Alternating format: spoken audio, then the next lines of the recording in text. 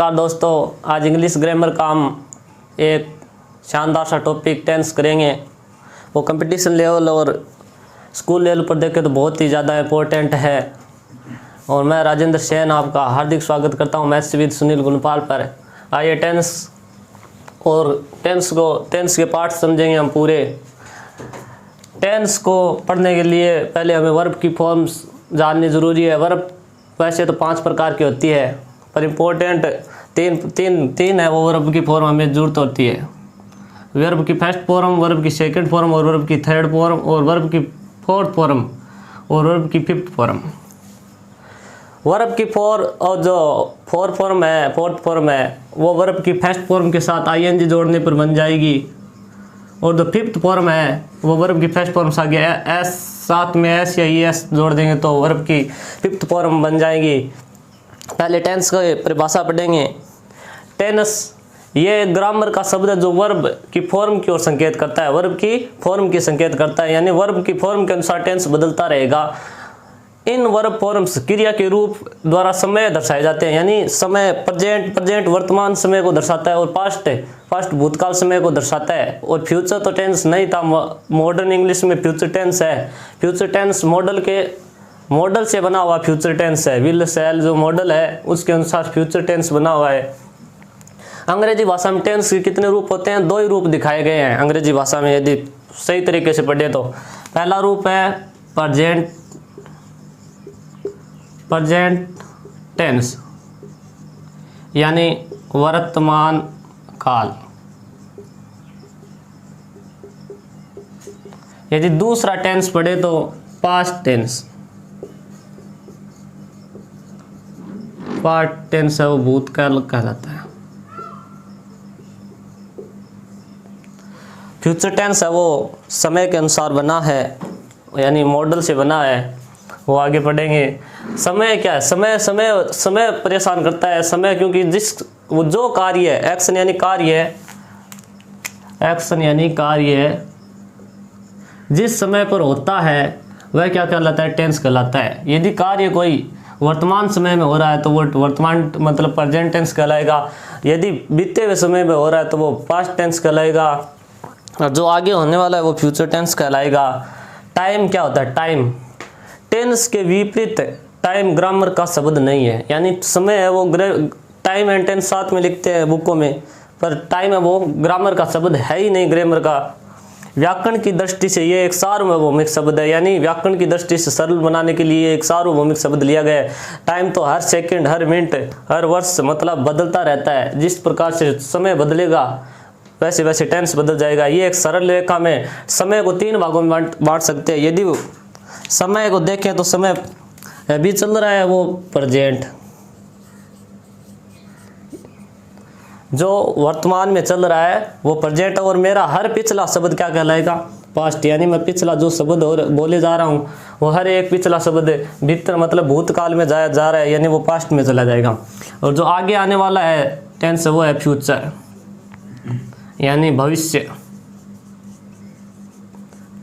Past भूत यानी बीते हुए समय, बीता हुआ समय।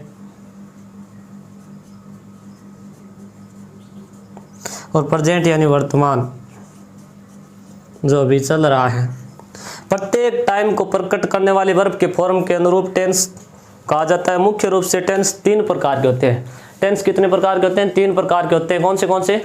प्रेजेंट टेंस वर्तमान काल, पास्ट टेंस भूतकाल और फ्यूचर टेंस भविष्य काल। ये जो नोट्स मैं बनवा रहा हूँ ये आप साथ साथ लिखते जाइए।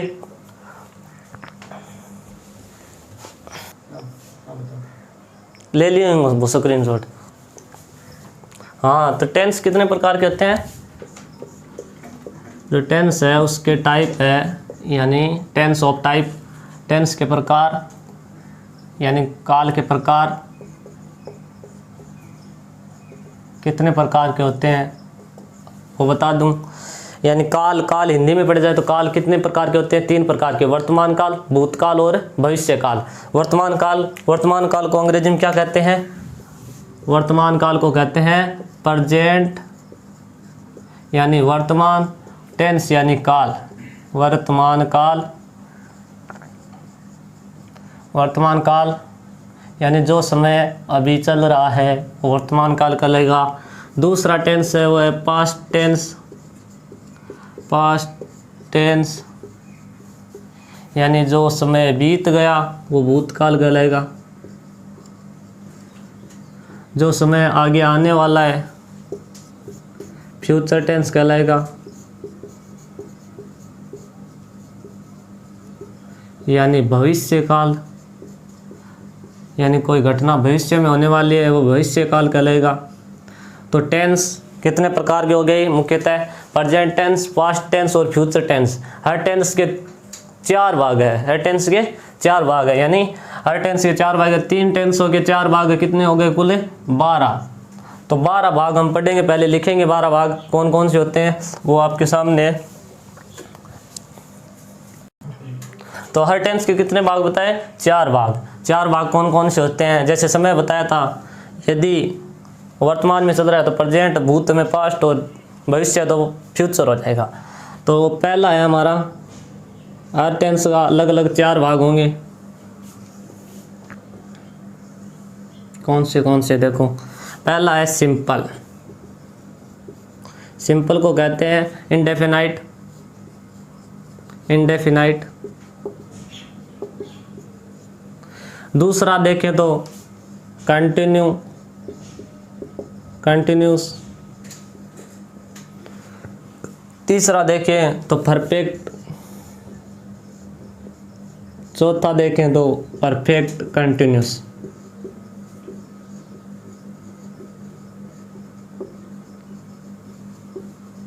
ये हर टेंस के साथ जुड़ेंगे चारों जो प्रकार है। सिंपल यानी इंडेफिनाइट यानी वर्तमान में चल रहा है, जिसे हम सिंपल प्रेजेंट टेंस में पढ़ेंगे। कंटिन्यूस यानी लगातार, कंटिन्यू मतलब लगातार होता है यानी चलता जा रहा है। परफेक्ट यानी पूर्ण काम हो गया, यानी कोई काम 100% हो गया।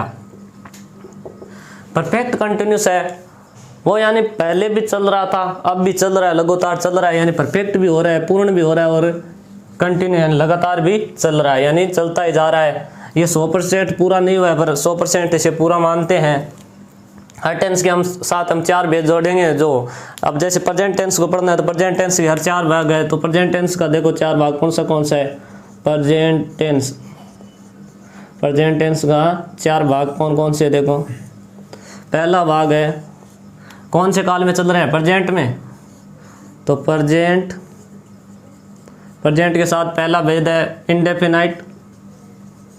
इंडेफिनाइट इसको हम यदि सिंपल यानी नॉर्मल भाषा में पढ़े तो इसे बोलेंगे सिंपल प्रेजेंट टेंस। सरल साधारण भाषा, सिंपल प्रेजेंट टेंस।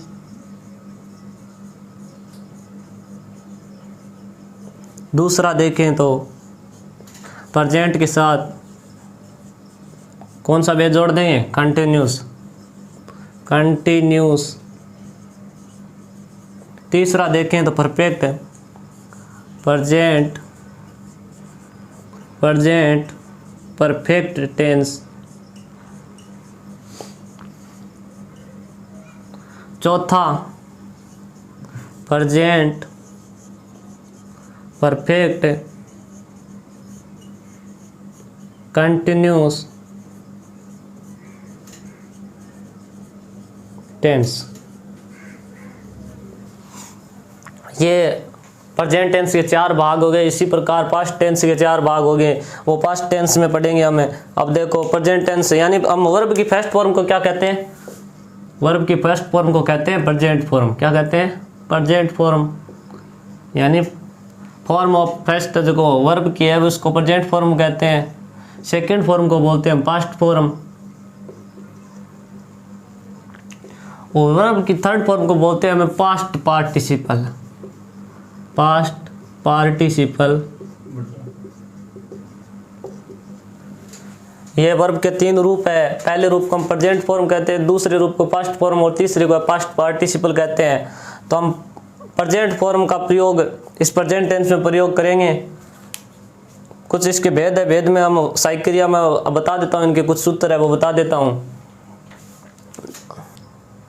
अब प्रेजेंट टेंस के 4 भागों के जो हम पढ़ रहे हैं, प्रेजेंट इंडेफिनाइट यानी इसे सिंपल प्रेजेंट टेंस कहते हैं। दूसरा भाग है प्रेजेंट कंटिन्यूस, तीसरा भाग है प्रेजेंट परफेक्ट और चौथा भाग है प्रेजेंट परफेक्ट कंटिन्यूस।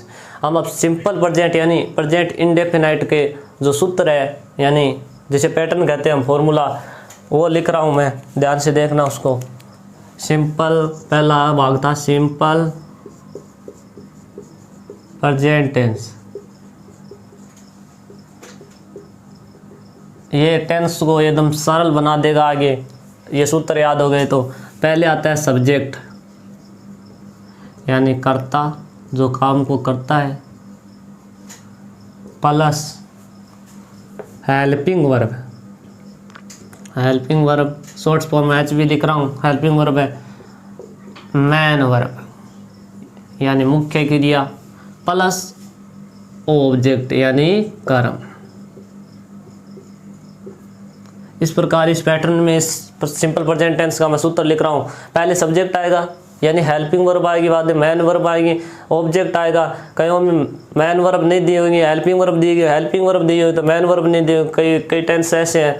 अब हेल्पिंग वर्ब सहायता करती है यानी थोड़ा बहुत साथ दे सकती है, मैन वर्ब है वो मुख्य क्रिया है वो तो आती है हर टेंस। अब सिंपल प्रेजेंट टेंस का सूत्र है, पहले आएगा subject, subject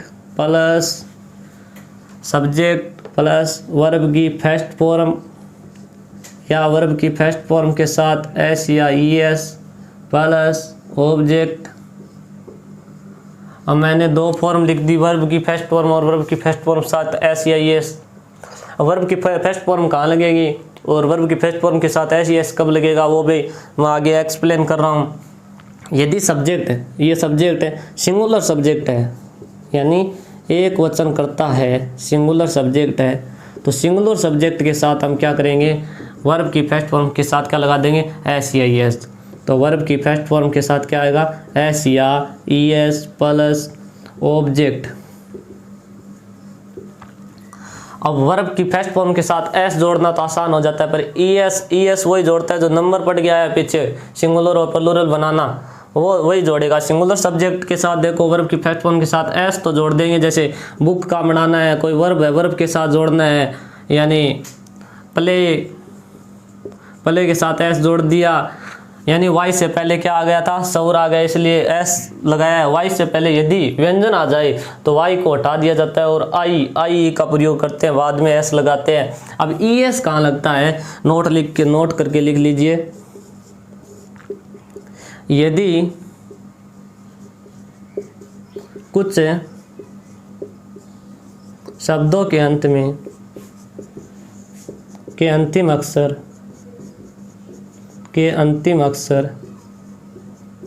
S H C H O X double Z double S और एस दिया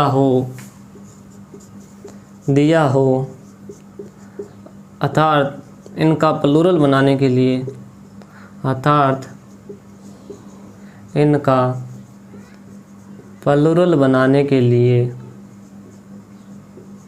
प्लूरल बनाने के लिए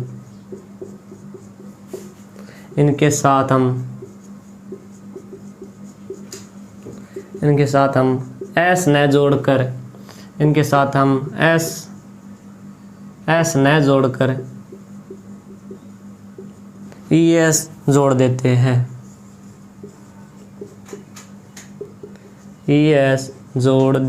हैं, यानी यदि कोई शब्द या नाउन या वर्ब्स का अंतिम अक्षर S H C H O X double Z double S S दिया हो तो उसके साथ हम ई एस जोड़कर उसका प्लूरल बनाएंगे। इसी प्रकार वर्ब बनाएंगे।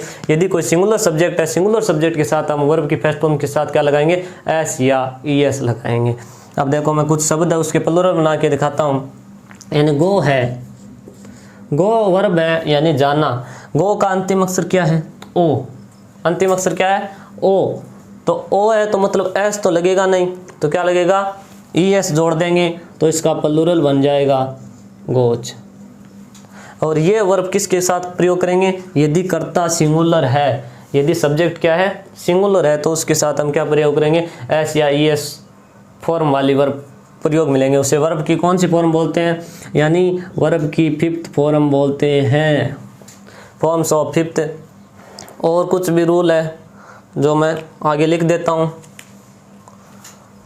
था सिंपल मतलब सिंपल प्रेजेंट टेंस में यदि कर्ता सिंगुलर है तो वर्ब की फर्स्ट फॉर्म के साथ क्या लगेगा, एस या ई एस लगेगा। फिर ऑब्जेक्ट आएगा, ई एस बता दिया है मैंने, ई एस यानी अंतिम अक्षर क्या दिया होगा, S H C H O X double Z double S ये दिया होगा तो क्या बना देंगे, उसका प्लूरल बना देंगे हम। प्लूरल देखो अब अंतिम अक्षर क्या दिया हो, कोई मीनिंग मतलब कोई वर्ब्स का अंतिम अक्षर क्या दिया हो, वाई, और वाई से पहले क्या दिया हो, कोई सौर यानी सौर वॉल।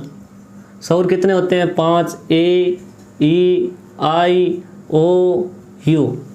यदि वाई से पहले ये सौर आ जाए तो वाई को बिना हटाए क्या लगा देंगे हम, अंतिम अक्षर। जैसे बॉय, बॉय में अंतिम अक्षर वाई है, वाई से पहले इन 5 सौरों में से आ गया तो मतलब वाई को बिना हटाए क्या लगा देंगे, एस लगा देंगे, इसका प्लूरल बन जाएगा। और वाई से पहले, यदि वाई से पहले कॉन्सोनेंट दिया हो यानी व्यंजन दिया हो, यानी वॉल यानी स्वर, कॉन्सोनेंट यानी व्यंजन, यानी जो अल्फाबेट है हमारी वर्णमाला है, वर्णमाला में कुछ 26 अक्षर होते हैं लगभग, तो 26 अक्षरों में क्या होगा, 26 अक्षरों में 5 सौर निकाल के बाकी जो अक्षर बचते हैं तो वो क्या कहलाएंगे, व्यंजन। व्यंजन है तो यदि वाई से पहले कोई व्यंजन दे दिया जैसे के एल एम, इनमें से कोई व्यंजन दे दिया तो वाई को हम क्या कर देंगे, हटा देंगे, और वाई को हटा कर क्या लगा देंगे, आई ई एस लगा देंगे। जैसे बेबी, बेबी यानी बच्चा। यदि इसका प्लूरल बनाना है, एक से ज़्यादा बनाना है तो वाई के पहले देखेंगे वाई के पहला अक्षर क्या है, यानी पहला वर्ड जो है वो व्यंजन है तो वाई को क्या करेंगे, पहले हम हटाएंगे, वाई को हटा दिया और वाई को हटाकर क्या लगा देंगे हमें, आई ई एस। ये तो वाई का रूल था, यानी वाई वाला नियम था। यदि अंतिम अक्षर क्या दिया हो, एफ या एफ ही, क्या दिया हो, एफ या एफ ही, इसका यदि प्लूरल बनाना है, चाहे वर्ब दी हो, चाहे नाउन दिया हो, चाहे प्रोनाउन दिया हो, तो हम क्या करेंगे, एफ या एफ को क्या कर देंगे, हटा देंगे और इनकी जगह क्या लगा देंगे, वी ई एस लगा देंगे। जैसे K N I F E, knife है, नाइफ का अंतिम अक्षर देखें तो ध्यान से क्या दिया है, एफ ही दिया है, तो इसका प्लूरल बनाने के लिए हम क्या करेंगे, एफ ही को हटा देंगे और इनकी जगह क्या लगा देंगे, वी ई एस। और जैसे वाइफ हुआ, वाइफ में भी क्या आ रहा है, एफ ही, तो हम क्या करेंगे, एफ ही को क्या कर देंगे, हटा देंगे तो वाइफ्स यानी पत्नियां हो जाएगी। जैसे वॉल्फ, वॉल्फ का प्लूरल बनाना है हमें, डब्ल्यू एल एफ, अंतिम अक्षर अब एफ ही नहीं दिया है तो क्या दे दिया, एफ, तो हम क्या करेंगे, एफ को हटा देंगे, एफ को हटा कर क्या लगा देंगे, वी ई एस लगा देंगे। अब देखो एफ या एफ पी आर कंप्लीट हो गया रूल, जो कंप्लीट हो गया rule, S O E S वाला और वाई वाला वो भी कंप्लीट हो गया है। अब कुछ रूल और है वो नंबर में बढ़ा दूंगा या टेंस में। अब आगे चलें तो सिंपल प्रेजेंट टेंस का जो सूत्र है हम पढ़ रहे थे, आगे सिंपल प्रेजेंट टेंस का सूत्र।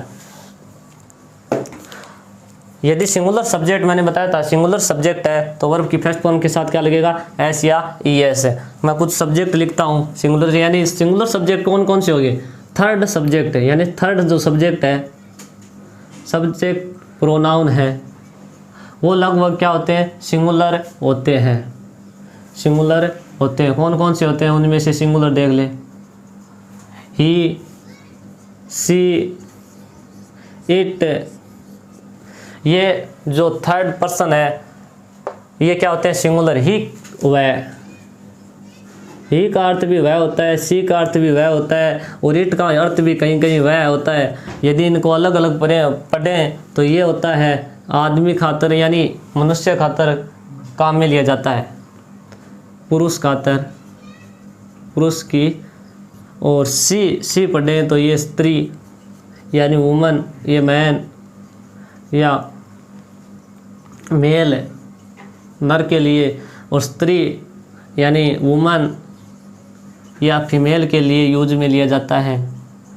और इट को पढ़ें तो ये एनिमल यानी जानवर तथा जो निर्जीव वस्तु है यानी जो सांस नहीं ले सकती उनके लिए क्या प्रयोग काम में लेते हैं, हम इट का प्रयोग काम में लेते हैं। ये तीनों जो तीन मैंने सब्जेक्ट लिखे हैं, थर्ड पर्सन सब्जेक्ट है, ये क्या होते हैं, सिंगुलर होते हैं। यानी इनके साथ वर्ब कैसी आएगी, वर्ब के फर्स्ट फॉर्म के साथ क्या लगा हुआ आएगा, एस या ई एस लगा हुआ आएगा। कुछ शब्द है जैसे व्यक्ति का नाम हुआ स्थान का नाम हुआ, कोई दर्शनीय स्थल का नाम हुआ, ये सारे क्या कहलाएंगे, ये सिंगुलर सब्जेक्ट। जैसे राम, राम भी थर्ड पर्सन सब्जेक्ट है, ये भी क्या होगा, सिंगुलर। सीता, बुक, जयपुर, चूरू आदि ये सब्जेक्ट क्या है, सिंगुलर। और इनके साथ वर्ब की फर्स्ट फॉर्म के साथ क्या लगा होगा, एस या ई एस। मैं एक उदाहरण लिख देता हूँ इधर साइड में। जैसे एग्जाम्पल लें तो एग्जाम्पल लें तो देखें, यदि सब्जेक्ट हो गया बॉय, यदि हम सूत्र के अनुसार चले, सब्जेक्ट आ गया बॉय। अब सब्जेक्ट देखना होगा, सिंगुलर सब्जेक्ट है तो सिंगुलर सब्जेक्ट के साथ वर्ब की फर्स्ट फॉर्म के साथ क्या लगा होगा, एस या ई एस लगा होगा। यानी गो की वर्ब वर्णनीय है, टू प्रीपोजिशन है साथ में। आपको जो गो वर्ब है इस वो वर्णनीय यानी ब्लैंक्स में दे दी। तो अब पहले हम सब्जेक्ट को देखेंगे। सब्जेक्ट क्या है, सिंगुलर है। क्या है, सिंगुलर है, यानी एक ही लड़का है। तो हम क्या करेंगे, वर्ब की फर्स्ट फॉर्म के साथ क्या लगाएंगे, एस या ई एस। अब गो का अंतिम अक्षर देखिए, ओ दिया है तो ओ आते ही हम क्या लगाएंगे, ई एस। और आगे ये ऑब्जेक्ट हो गया और टू क्या हो गई, प्रीपोजिशन। प्रीपोजिशन टॉपिक में पढ़ेंगे शानदार तरीके से। ये ऑब्जेक्ट हो गया, ये सब्जेक्ट हो गया। प्रीपोजिशन यानी टू का प्रयोग या स्थान को दर्शाने के लिए किया गया है। अब आगे चलें तो हम प्लूरल सब्जेक्ट के बारे में पढ़ें। सिंगुलर सब्जेक्ट के बारे में हमने पढ़ लिया है, अब आगे है प्लूरल सब्जेक्ट। प्लूरल सब्जेक्ट को ध्यान से देखें तो प्लूरल यदि सिंपल प्रेजेंट टेंस में क्या दिया हो, सब्जेक्ट यानी कर्ता प्लूरल दिया हो तो क्या करेंगे, देखो सिंगुलर सब्जेक्ट के साथ हम एस या एस लगा। याद रखने का तरीका है, वैसे कोई ग्रामर में रूल नहीं है। वर्ब की फर्स्ट फॉर्म के साथ एस या एस कब लगाएंगे, यदि कर्ता सिंगुलर है। सिंगुलर यानी सिंगुलर से याद रह जाएगा, सिंगुलर का प्रथम अक्षर क्या है, एस। और इनका भी प्रथम अक्षर यानी अंतिम अक्षर देख लेंगे, एस दिया है तो यानी वर्ब की फर्स्ट फॉर्म एस या एस वाली किसके साथ यूज कर देंगे, सिंगुलर सब्जेक्ट के साथ। अब प्लूरल सब्जेक्ट बाकी बच गई, यानी सूत्र में क्या दिया था, वर्ब की फर्स्ट फॉर्म, तो वो किसके साथ प्रयोग हो जाएगी, प्लूरल सब्जेक्ट के साथ प्लस ऑब्जेक्ट। अब देखो प्लूरल सब्जेक्ट कौन कौन से होते हैं मैं बता देता हूँ। यानी कुछ सिंगुलर और प्लूरल सब्जेक्ट समझाने के लिए क्या बनाई है, एक पर्सनल प्रोनाउन की जो सारणी बनाई है। इंडेक्स को ध्यान से देखना है और समझना है। देखिए अब फर्स्ट पर्सन में कौन कौन से आते हैं, फर्स्ट पर्सन में दो आते हैं, कौन कौन से, देखो प्रोनाउन आता है एक तो आई एक वी। ये कौन सी केस में है, सॉरी ये है सब्जेक्टिव केस में, आई यानी मैं और वी यानी हम। इनका पॉजिटिव केस देखें तो आई माई पॉजिटिव केस हो जाएगा। ऑब्जेक्टिव केस आई माई मी। और यदि वी का पॉजिटिव केस देखें तो आवर, ऑब्जेक्टिव केस देखें तो अस। अब सेकेंड पर्सन में सिर्फ एक ही आता है, ध्यान से देखें। सब्जेक्टिव केस में यू का पॉजिटिव केस होता है यूअर, ऑब्जेक्टिव केस होता है यू। ये हो गया सेकंड पर्सन कंप्लीट, ये फर्स्ट पर्सन। अब थर्ड पर्सन में देखो कौन कौन से आते हैं, सब्जेक्ट में ध्यान से पढ़ेंगे तो एक आ गया ही, सी, इट और दे। ही का पॉजिटिव केस होता है हिज और ऑब्जेक्टिव केस होता है हिम। सी का पॉजिटिव केस होता है हर, ऑब्जेक्टिव केस होता है हर, समान होता है इसका। इट का इट्स इट और दे का होता है दे, दियर, देम। अब मैं इस सारणी में समझा दूँ, चलो हाँ, तो इस सारणी में बता दूं कि ये जो फर्स्ट पर्सन में कौन प्लूरल है कौन सिंगुलर है वो देख लो। आई को प्लूरल माना जाता है लगभग, वैसे सिंगुलर की तरह दिखाई देता। आई क्या है, प्लूरल। वी भी क्या है, प्लूरल। इसके ऑब्जेक्ट भी ध्यान रखने, me, I, my, me, we, our, us. Second person में ये यू एक ही है, ये तो प्लूरल है, यानी यू का मतलब क्या होता है, तुम एक से ज़्यादा होते हैं। ही क्या होता है, सिंगुलर। मैंने बताया ही पुरुष के लिए काम यूज में लिया जाता है। और सी स्त्री के लिए काम में लिया जाता है, वही अंतर वह अर्थ होता है इसका। ये भी सिंगुलर है। इट जानवर के लिए यानी निर्जीव वस्तुओं के लिए भी यूज में होता है, ये इसका अर्थ भी वह है। और ये होता है दे प्लूरल सब्जेक्ट है थर्ड पर्सन में। दे क्या है? प्लूरल सब्जेक्ट है। ध्यान से देखेंगे तो आई वाली ये जो सारणी है एक्टिव पैसिव वॉइस में काम आएगी, रिपोर्टेड स्पीच में काम आएगी। अब ध्यान से देखना है, देखो मैं बोल रहा हूँ, याद करेंगे साथ साथ में। I, my, me, we, our, us, you, your, you, he, his, him, she, her, it, its, it, they, their, them. अब फर्स्ट पर्सन में याद रखना है कौन कौन से आते हैं, आई और वी। आई का कौन सा है? आई का पजेसिव केस है माई और ऑब्जेक्टिव केस होता है मी। और जो वी है, वी का पजेसिव केस क्या होता है? आवर और ऑब्जेक्टिव केस क्या होता है? अस। सेकंड पर्सन में यू का possessive case your, objective case you. और ही का पजेसिव केस है वो हिज है और सब्जेक्ट ऑब्जेक्टिव केस है वो हिम है। सी का पजेसिव केस हर है और ऑब्जेक्टिव केस हर है। इट का इट्स पजेसिव केस और इट ऑब्जेक्ट सब्जेक्ट समान होता है। कोई बात नहीं, रेडी है? चलो अब फर्स्ट पर्सन में आई पढ़ा दिए, अब टेंस में पढ़ेंगे हम। सिंपल प्रेजेंट टेंस में वापस आ रहा हूँ मैं। जो अगला पार्ट है हम सिंपल प्रेजेंट टेंस को पूरी तरह पढ़ेंगे, वो नेक्स्ट क्लास में पढ़ेंगे। और इस वीडियो को ज़्यादा से ज़्यादा शेयर करो और लाइक भी करो। और जो चैनल है हमारा मैथ्स विद सुनील गुणपाल और वर्ड गुरु, उसको सब्सक्राइब भी करो। धन्यवाद वीडियो देखने के लिए। Thanks for watching video.